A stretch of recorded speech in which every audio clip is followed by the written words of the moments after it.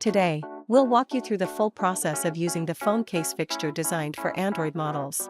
The full set includes 1 phone case mold, 5 filler blocks, 6 lens pads, and 3 sets of R corners.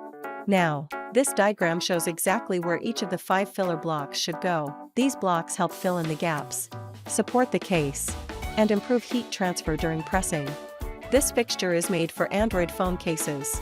Based on your phone model, you'll need to choose the matching lens pad, filler blocks, and R corners. Now let's walk through the whole process step by step. Set the appropriate temperature and time according to your phone model.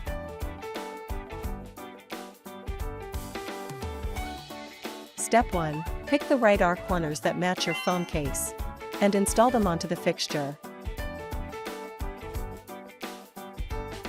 Step 2. Place the mold into the phone case heat press. Step 3. According to your phone case model, position the filler blocks on the fixture. Then preheat for 5 minutes. You can also use this time to dry your printed sublimation film on the heat press.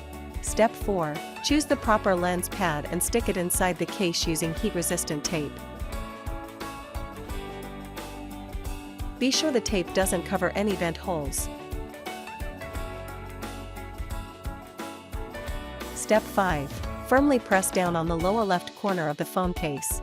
This compresses the fixture and makes it easier to handle. Now place the sublimation film on top, and you're ready to press.